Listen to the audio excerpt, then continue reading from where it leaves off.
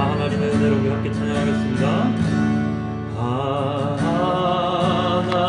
하나님의 은혜로 있을 데 없는 자 왜 구속하여 주는지 난 알 수 없도다. 내가 믿고 또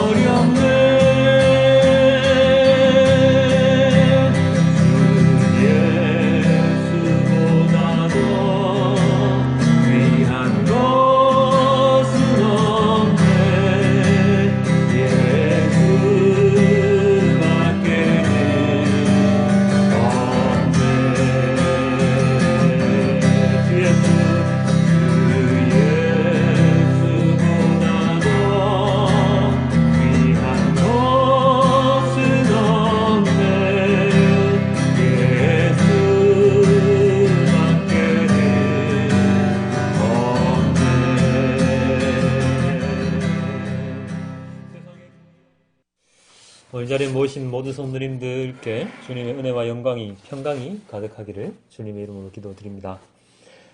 지난주 혹시 말씀 기억이 나시나요? 제목 기억이 나십니까? 예, 복음, 하나님의 사랑과 은혜라는 제목으로 말씀을 나누었었는데요. 일주일 동안 이 복음에 대해서 생각을 좀 많이 해보셨는지요? 생각 좀 해보셨는지요? 예, 매주 우리에게 주어지는 말씀을 마음에 새기고 그 한 주를 보낼 때에 하나님께서 우리에게 무엇을 전해주시려는지를 우리가 잘 깨달을 수 있음을 우리는 잘 알아야 할 것 같습니다. 언제나 드리는 말씀이지만 그 신앙생활을 한다는 것은 주일 예배에 참여하고 기도하고 찬양하는 것, 새벽 말씀 묵상을 함께 듣고 그 말씀을 새기는 것에서 그치면 안 됩니다. 진정한 신앙생활, 즉 그리스도인으로서의 삶이라는 것은 하나님의 말씀에 따라 살아가는 나 자신의 삶, 그것을 바로 진정한 신앙생활이라고 말할 수 있겠습니다. 예배에 참여하고 기도 많이 한다고 해서 진정한 그리스도인이 아닙니다. 온전한 그리스도인이란 예수 그리스도의 십자가의 삶을 온전히 따라 살아가는 삶, 그리고 언제나 하나님과의 교제하는 삶, 세상에 파묻혀서 세상의 가치관에 따라서 살아가는 것이 아니라 하나님의 눈과 마음으로 이 세상을 바라보는 삶, 그것이 진정한 신앙생활이자 그리스도인의 삶입니다.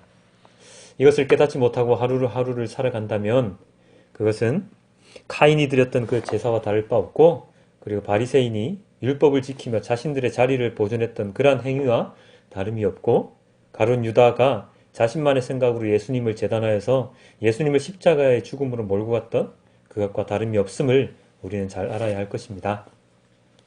이 말씀을 드리는 것은 우리들의 삶, 신앙이 우리들 위주로 돌아가는 것을 막자는 의미입니다. 하나님은 우리들에게 온전한 그리스도인의 삶을 원하시지 형식에 얽매여서 외식적인 신앙생활을 하는 것을 원하지 않으십니다. 그것을 우리는 오늘 우리들에게 주어진 본문을 통해서 잘 알 수가 있는데요. 자, 이제부터 하나하나씩 살펴보도록 하겠습니다. 우선 오늘의 본문은 예레미야서와 디모데후서 그리고 누가복음 이렇게 세 가지 본문, 그리고 마지막으로 시편 본문이 있는데, 우선 예레미야 본문의 내용은 바로 이러하게 되어 있습니다. 예레미야, 바벨론의 포로로 잡혀간 이스라엘 백성들에게 예레미야 선지자는 이렇게 말씀을 전했습니다. 예레미야서 29장 5절에서부터 7절까지 이렇게 나와 있는데요. 너희는 그곳에 집을 짓고 정착하여라. 과수원도 만들고 그 열매도 따 먹어라. 너희는 장가를 들어서 아들, 딸을 낳고 너희 아들들도 장가를 보내고 너희 딸들도 시집을 보내어 그들도 아들, 딸을 낳도록 하여라. 너희가 그곳에서 번성하여 줄어들지 않게 하여라. 또 너희는 내가 사로잡혀 가게 한 그 성읍이 평안을 누리도록 노력하고 그 성읍이 번영하도록 나 주에게 기도하여라. 그 성읍이 평안해야 너희도 평안할 것이기 때문이다. 예, 무엇이라고 이야기를 하고 있습니까? 가장 첫 번째 예레미야 선지자는 이스라엘 백성들에게 이렇게 얘기하고 있습니다. 너희는 그곳에 집을 짓고 정착하여라. 이스라엘 백성들이 외세의 세력에 의해서 망하게 되었습니다. 그리고 남유다가 망한 이후에 이스라엘 백성들은 바벨론 왕이 명령하는 대로 포로가 되어서 자신이 살던 땅이 아닌 바벨론 땅으로 가서 거주를 하게 되는데요. 예레미야가 이 말씀을 전하는 시기에 이스라엘 백성들에게 어떤 일이 있었는지가 오늘 본문을 이해하는 데 많은 도움이 됩니다. 이스라엘 백성들이 포로로 잡혀와서 바벨론 땅에서 살 때에 그 당시 거짓 선지자인 하나냐라고 하는 사람이 그들에게 말씀을 전합니다. 오늘의 본문 이전 장인 28장에 하나냐가 이렇게 말씀을 전하고 있는데요. 또 유다왕 여호야김의 아들 여고냐와 바빌로니아로 잡혀간 유다의 모든 포로도 내가 이곳으로 다시 데려오겠다. 나 주의 말이다. 내가 반드시 바빌로니아 왕의 멍에를 꺾어버리겠다. 누가 한 말이라고요? 거짓 선지자 하나냐가 한 말입니다. 무엇이라고 이야기를 했다고요? 너희를 포로의 신분에서 해방해 주겠다. 다시금 너희들이 살던 땅으로 돌아오게 하겠다. 그리고 너희를 꺾었던 바빌론 왕을 꺾어버리겠다. 지금 당장의 말이다. 라고 이야기를 하고 있는 것입니다. 이 말이 거짓인 이유는 이스라엘 백성들이 외세에 의해서 망한 이유가 바로 외세, 즉 아수르나 바빌론의 힘이 강대해서가 아니라 죄악에 물들어 있던 이스라엘 백성들을 하나님께서 심판하신 하나님의 계획에 의한 일들이었기 때문이죠. 지난번에 말씀을 전할 때 하나님께서는 그 어떠한 강대한 나라들이 있다고 하더라도 지켜주시겠다고 계획한 일에 대해서는 절대적으로 지켜주시는 분이라고 바로 말씀을 드린 적이 있습니다. 즉 하나님의 계획에 의하지 않고는 그 어떠한 일도 일어날 수 없다는 것을 전에 말씀을 드렸었는데요. 이스라엘 백성들의 포로 생활 또한 마찬가지입니다. 그들의 잘못을 뉘우치게 하시고 고난을 주시어서 연단하실 계획을 가지고 계셨던 하나님이신데 하나님은 결코 그 포로 생활을 일찍 끝내실 마음이 없으신데 거짓 선지자 하나냐는 하나님의 계획이 무엇인지도 모른 채 그들 이스라엘 백성들에게 잘못된 말씀을 전하고 있는 것이죠. 왜 이렇게 하나냐는 말씀을 전하고 있습니까? 바로 백성들을 미혹하기 위함입니다. 헛된 희망을 심어줌으로써 자신의 힘을 과시하기 위함이죠. 하나님의 온전한 말씀을 전하였던 예레미야를 궁지에 빠뜨리기 위함입니다. 그러기에 이런 거짓된 말씀에 미혹되지 않도록 하나님께서는 예레미야 선지자를 통하여 말씀을 전해주시는데 그 첫 번째가 바로 방금 말씀드렸던 그 땅에 정착하라. 어느 땅이요? 바벨론 땅에 정착하라라는 것입니다. 정착해서 무엇을 하라고 합니까? 오랜 기간 포로 생활을 하게 될 것이고 그렇기 때문에 거기서 애도 낳고 농사도 지어서 그곳에서 오랜 삶을 준비하라고 말씀을 하시는 것이죠. 그런 포로 생활을 통해서 그동안의 죄를 회개하고 하나님께서 돌이키실 때까지 자숙하며 지낼 것을 하나님은 예레미야 선지자에게 말씀을 하고 있는 것입니다. 우리가 일제강점기라고 했을 때 우리가 몇 년 동안 보냈다고 이야기를 합니까? 혹시 기억나십니까? 30년 넘게 36년 이렇게 일제강점기 시대를 거쳤다고 하지요. 그런데 이 이스라엘 백성들의 포로 기간은 어느 정도 되었습니까? 70년이 넘었습니다.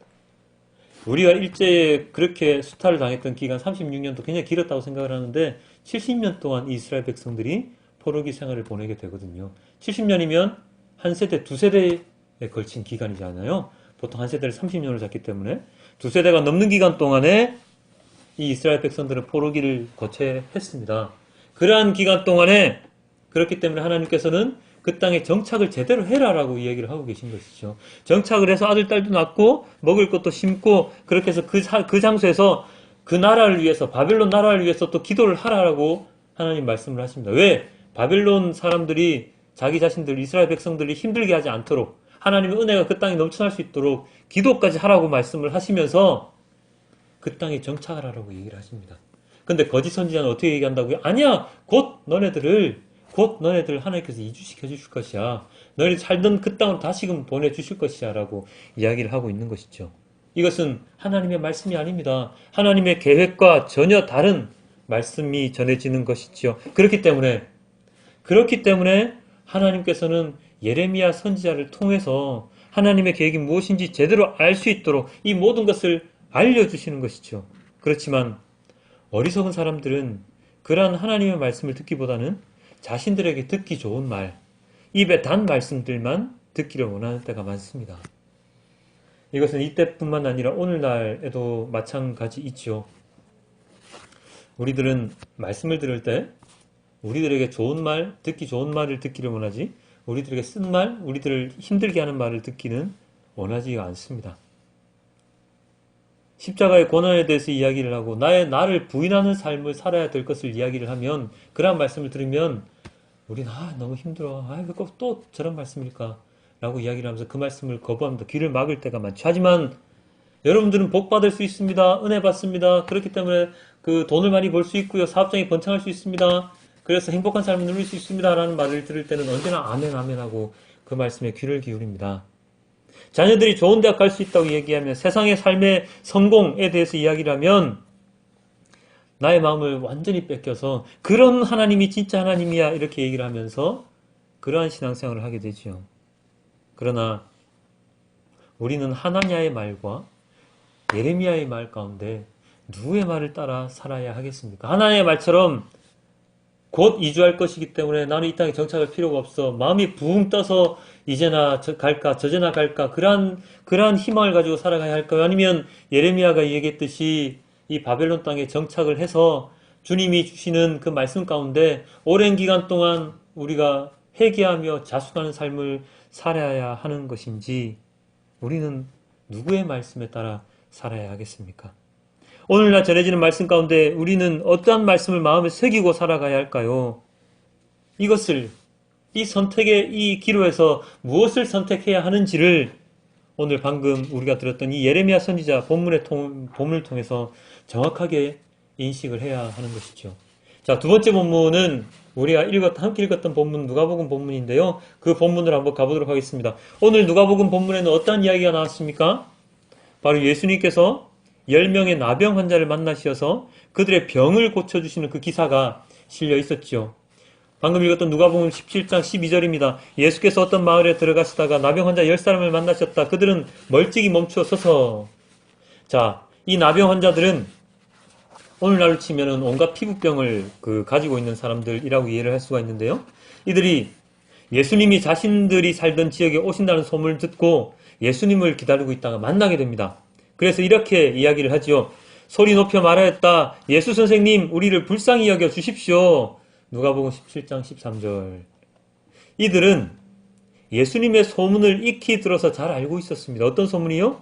병자를 고쳐주시고 죄를 사해주시고 구원해 주신다는 말씀을 듣고 있었죠. 그 소문을 듣고 있었죠. 그래서 그들은 자신들 또한 예수님이라면 고쳐주실 수 있겠다는 그런 믿음을 가지고 기다리게 됩니다. 이제 나오시나 저제 나오시나 예수님을 학수고대하면서 이들은 드디어 예수님을 만날 수 있는 기회를 얻게 되었습니다. 바로 그날이 오늘인 것이죠.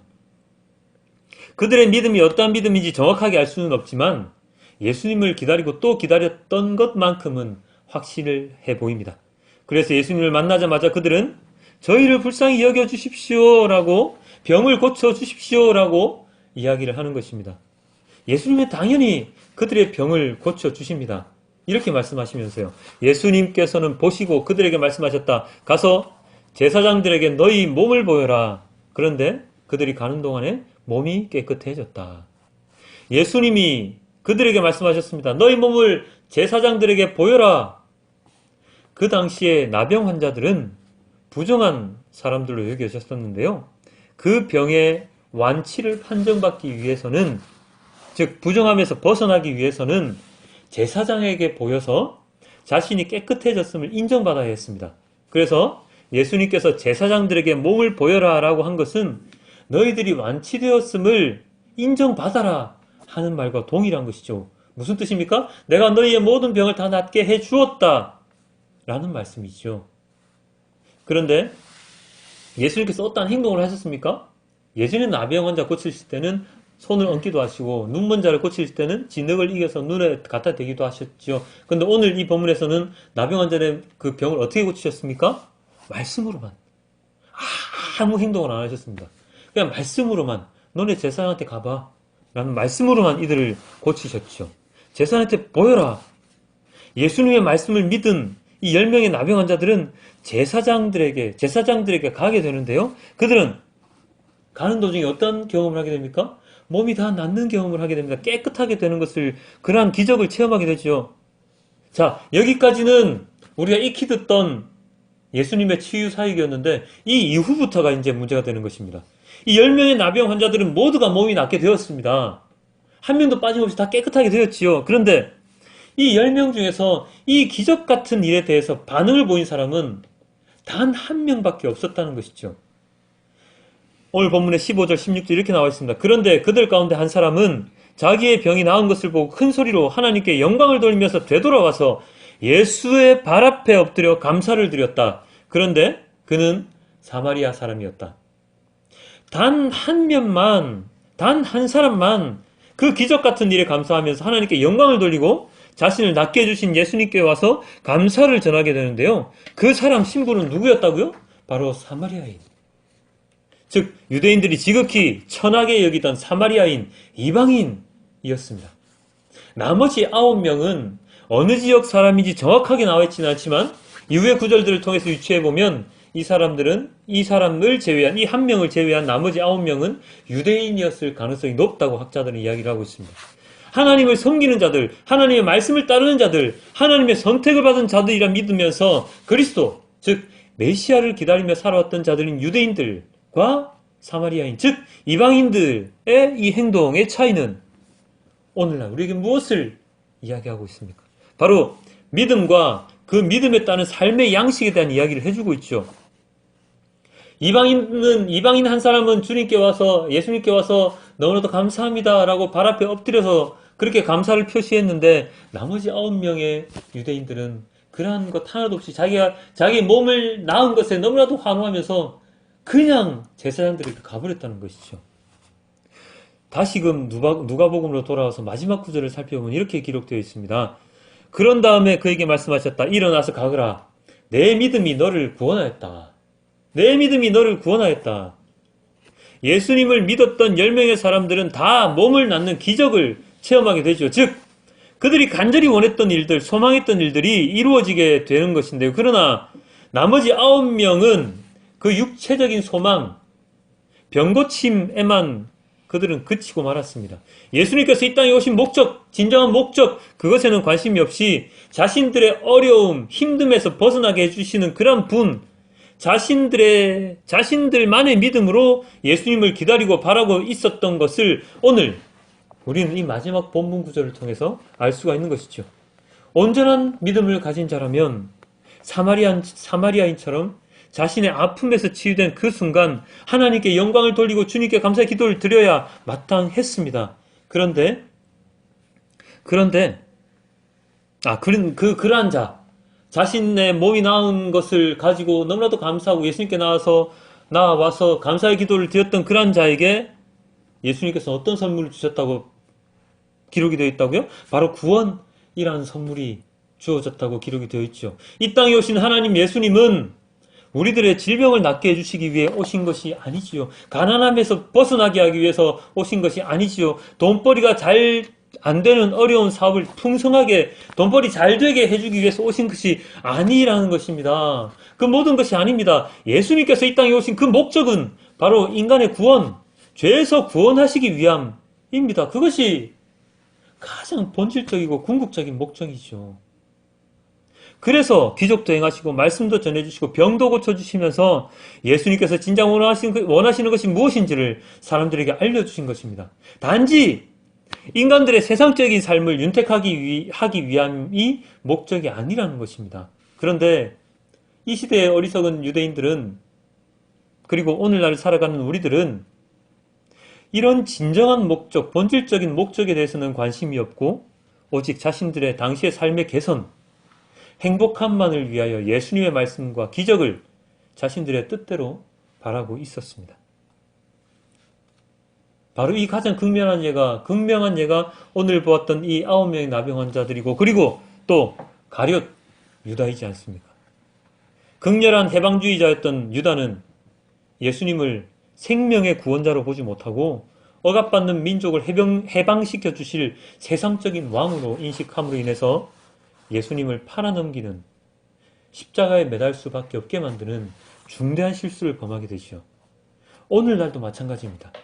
예수님의 그 모든 말씀, 복음서의 모든 기록들을 통해서 우리들이 깨달아야 하는 것은 죄인인 우리들을 구원하기 위해 오신 예수님의 그 순수한 목적을 깨달아야 합니다.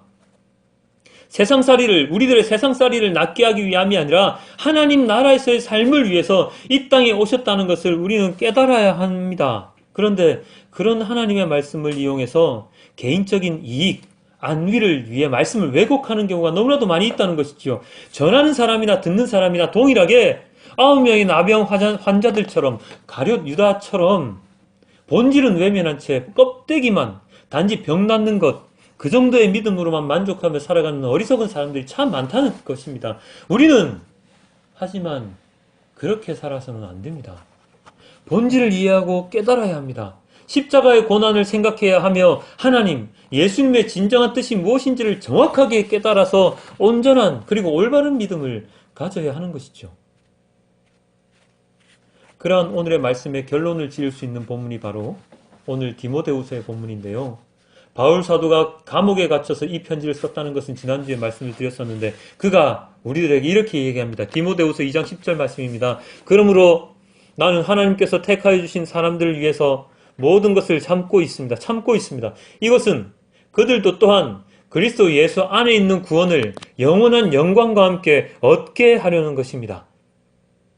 감옥에 갇혀서 지내는 이 상황, 얼마나 힘든 상황이겠습니까? 아무런 죄도 없이 단지 복음을 전했다는 그 이유 하나 때문에 감옥에 갇혀 지내는 바울인데요. 그런 자신의 처지에 대해서 바울은 항변하거나 항소하거나 여러분 저 너무 힘드니까 저쪽 빨리 좀 꺼내주세요. 저를 위해서 기도해 주시오. 라고 이야기하는 것이 아니라 그곳에 있는 그 자신의 이 삶을 참고 견디고 있다고 이야기를 하고 있었습니다. 왜요? 예수님의 구원과 영광을 사람들에게 알게 하기 위함이었습니다. 밖에 나가서 복음을 전하는 것, 그것도 한 가지 방법이지만 자신의 이 모습, 감옥에 갇혀있는 이 모습을 통해서 더 많은 사람들이 하나님의 말씀을 깨닫게 하기 위함이죠. 왜요? 자신의 몸은 매여서 있지만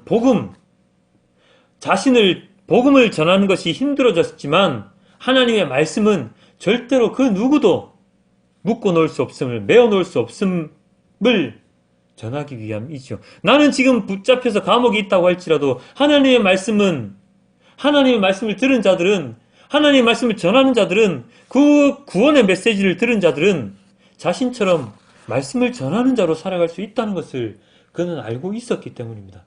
그래서 바울 사도는 참고 인내하여서 하나님의 계획에 따라서 자신의 삶을 온전히 주님께 드리는 삶을 우리들에게 몸소 보여주고 있는 것입니다. 디모데후서 2장 11절 12절에 이렇게 나와 있습니다. 이 말씀은 믿을만합니다. 우리가 주님과 함께 죽었으면 우리도 또한 그분과 함께 살 것이요, 우리가 참고 견디면 우리도 또한 그분과 함께 다스릴 것이요, 우리가 그분을 부인하면 그분도 또한 우리들을 부인할 것입니다. 하나님은 우리들을 너무나도 사랑하셔서 예수님을 보내셔서 구원을 약속하신 분이시죠. 그러나 그 모든 말씀 가운데 우리들의 온전한 믿음, 온전한 삶을 사는지 아는지에 따라서 우리들의 마지막 모습은 달라지게 되어 있습니다. 우리가 참고 견디면 그분과 함께 있을 수 있고, 우리가 그분을 부인하는 삶을 살아가면 하나님께서도 부인한다고 바울 사도는 우리들에게 얘기했습니다. 내가 어떠한 믿음을 가지고 있느냐에 따라서 하나님의 처분도 달라질 수 있다는 것이죠. 우리가 좀 알고 있는 본문 중에 유명한 본문 가운데 이 본문이 있죠. 마태복음 7장 21절인데요. 들으시면 잘 알 겁니다. 나더러 주여 주여 주님 주님 하는 사람이라고 해서 다 하늘나라에 들어가는 것이 아니다. 하늘에 계신 내 아버지의 뜻을 행하는 사람이야만 들어간다. 잘 알고 계시지요? 10명의 나병 황자가 다 믿음을 가졌지만 그 가운데 온전한 믿음으로 행한 자는 사마리아인 한 명밖에 없습니다. 그래서 그 사마리아인 한 명만이 네가 구원받을 자격이 있는 자다. 너는 너의 믿음을 위해서 구원받았다라고 이야기를 하셨죠. 예수님은 그 사람만이 구원받을 자격이 있다라고 생각을 하셨습니다. 마찬가지입니다. 어려움, 고난, 그것을 참고 견디지 못하고 이제 더 이상 하나님의 못 믿겠어. 나 이제 더 이상 안 믿을래. 라고 그 자리를 박차고 일어난 사람들은 내가 어려웠었는데 하나님의 은혜로 이렇게 너무나도 행복하게 살 수 있게 되었네? 이제 정말 행복해! 라면서 하나님을 믿지 못해, 하나님의 곁을 떠나서 살아가는 자들은, 하나님을 부인하고 살아가는 사람들은 하나님께서 더 이상 그들에게 구원의 말씀을 전하지 못한다는 것이죠. 하나님의 본질적인 그 믿음, 내가 아무리 힘들더라도 주님의 말씀 믿으며 구원받을 수 있다는 그 믿음, 내가 행복해진 이 모든 것은 주님께서 나에게 주신 은혜라는 그 믿음을 가지고 주님께 나아와서 영광되게 주님께 감사의 기도를 드릴 수 있는 그런 믿음을 가진 자라야만이 주님께서 그를 온전히 구원의 길로 인도하여 주실 수 있다는 것이죠. 우리는 오늘의 그 본문을 통해서 우리는 이것을 알 수 있습니다. 명확하게 알 수 있습니다. 우리들은 믿음을, 온전한 믿음이 무엇인지를 깨달을 수 있게 되는 것이죠. 그 믿음이 제대로 된 믿음인지 아닌지를 우리는 상시적으로 언제나 점검하고 살아가야 하는 것입니다. 9명의 나병 환자도 예수님을 믿었습니다. 그러나 그 믿음만 가지고는 구원의 길로 나아가지 못했죠. 우리도 예수 그리스도를 믿는다고 이야기를 합니다. 그런데 그 믿음이 나병 환자들처럼 나의 병이 나은 것, 그것으로 그냥 그치는 믿음이라면 우리들의 믿음으로는 주님의 구원의 길로 나아갈 수 없다는 것이죠.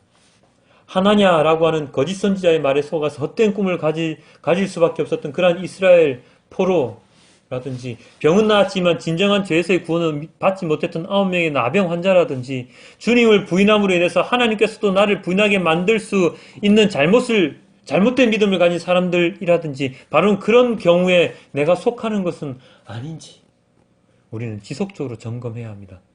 자신에게 좋은 말씀만 전하는 목회자의 말씀만 듣고 살아가는 것은 아닌지, 아니면 세상을 향해서 주님의 말씀을 진정으로 담아서 전하는 사람들의 말씀에 귀를 기울이면서 나의 믿음을 성장시켜 나가는 그러한 나의 삶인지 우리는 정확하게 선택의 길에 나아가야 합니다. 그 선택을 통해서 우리는 구원의 길로 가든지 아닌지 할 수 있습니다. 사랑하는 성도 여러분, 믿음 생활, 신앙생활은 특별한 무엇이 아닙니다. 단지 하나님의 말씀을 제대로 이해하고 그 말씀에 따라 온전히 행하는 것, 그것이 바로 믿음의 삶, 신앙생활입니다. 그 어떤 것도 바라지 않으시고 아무런 조건도 달지 않으시고 죄인된 우리들을 구원의 길로 걸어갈 수 있도록 값없는 은혜를 주신 하나님의 그 마음을 우리가 알기만 하면 됩니다. 그 고난의 길이라고 할지라도 주님께서 가라고 명령하시면 갈 수 있는 자, 감옥에 갇힌 자라고 할지라도 온전한 복음을 전할 수 있는 자, 그리고 받은 은혜를 감사함으로 영광을 돌리며 살아갈 수 있는 자, 그 은혜를 나만 가지고 있지 아니하고 함께 전하며 함께 주님께로 나아갈 수 있는 자, 그런 자의 삶이 온전한 그리스도인의 삶임을 오늘 본문을 통해서 우리들은 알 수가 있습니다. 이번 한 주간도 세상에 파묻혀 살아감으로 하나님의 진정한 뜻이 무엇인지를 알지 못하고 살아가는 것이 아니라 매 시간 주님의 말씀을 기억하면서 묵상하면서 나를 통해서 주님이 이루시려는 것이 무엇인지 깨달을 수 있는 우리 모두가 되기를 소망해 봅니다. 진정한 주님의 마음을 깨달을 수 있도록 소망하는 한 주간이 되기를 주님께 기도드리면서 우리 마지막 우리 함께 찬양하며 기도할 때 우리 오늘의 말씀을 기억하며 진정으로 우리가 살아가는 삶이 어떤 삶이 되어야 하는지를 우리 주님께서 주신 말씀이 무엇인지를 우리 온전히 깨달으며 주님 말씀하시면 우리도 함께 찬양하도록 하겠습니다. 우리도 함께 찬양하며 주님 말씀하면 주님 말씀하시면